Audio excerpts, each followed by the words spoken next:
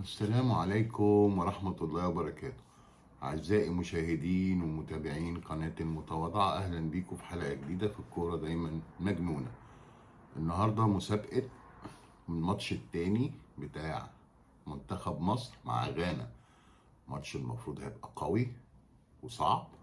أي نعم، منتخب غانا مش زي زمان، مش زي لما فاجئنا ببطولات كأس العالم. كان عنده لعيبة جامدة قوي، هو أقل فنيا ومهاريا، بس برضه يعتبر منتخب هيفضل قوي بسبب تاريخه وبسبب وجود المهارات اللي دايما عنده في الفريق. احنا عملنا المسابقة بالنسبة لماتش موزمبيق الأول وعرضناها على القناة، تابعوها.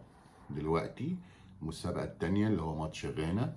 توقعوا نتيجة ماتش مصر مع غانا يوم 18 يناير 2023. وعشان تفوزوا معانا بسماعة وايرلس، هيدفون بلوتوث، حاجة جميلة وشيك. ان شاء الله تعجبكم، بس لازم تشتركوا في القناة، اعملوا سبسكرايب وفولو للقناة، وتتوقعوا النتيجة. فوز منتخب مصر، تعادل، او بعد الشر خسارة.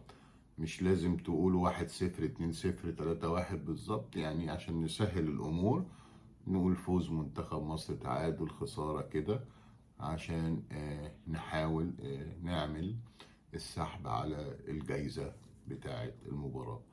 دايما معانا كل المفاجآت، وتابعوا قناتنا، بليز سبسكرايب اند فولو. وكل سنة وانتم طيبين، وإلى فيديو آخر إن شاء الله. شكرا.